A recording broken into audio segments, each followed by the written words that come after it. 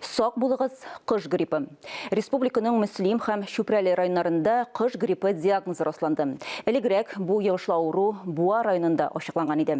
Республика авыл хуҗалыгы һәм азык-төлек министрлыгы, Россельхознадзор һәм Бош ветеринария идарәсе кыш гриппы таралуга юл куймау буенча республика штабы утырышын уздырды. Тулырак алдагы язмада. Йогышлы шир таралуының төп сәбәбе башка төбәкләрдән фермерлар тарафыннан ветеринария документлары булмаган кышкырт кайтару, шулай кышларның кыргый су кышлары яши торган табигый сулыкка керүләре.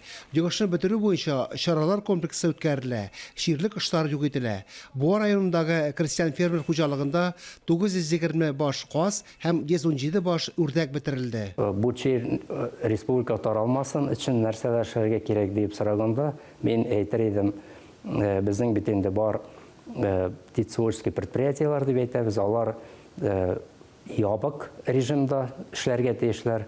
Бигрәк тә безнең инде әйтергә кирәк слабое место, урысча әйткәндә, ул безнең КФХлар һәм шәхси хуҗалыклар.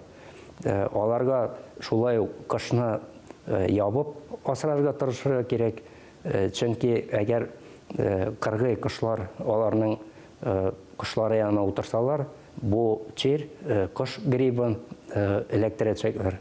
Татарстанда 18 миллионнан артык кышкырт исәпләнә. Шәхси ярдәмче хуҗалык тотучылар, кышчылык предприятиеләре җитәкчеләре аеруча уяу булырга тиеш.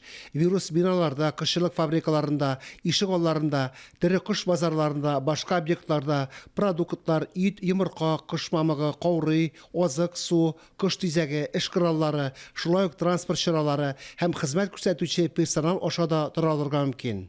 Бу чирне яртүче әйберләр безнең ул су ашада, туфрак ашада, кышларга ашата торган ризыгы ашада бу чир тарала. Бу хәзер әйтеп киткән районнардагы бу КФХдагы кышлар үтереләчәк, ул закон нигезендә шулай эшләнә. Республика авыл хуҗалыгы министрлыгы, Бош ветеринария идарәсе бу мәсьәләне урыннарда аерым контрольгә алырга кушты. Авыл хуҗалыгы һәм азык-төлек министры Марат Җаббаров җитди үтәлергә тиешле профилактик чараларны бәян итте. Фанис Мөхәммәтов, Татарстан яңалыклары.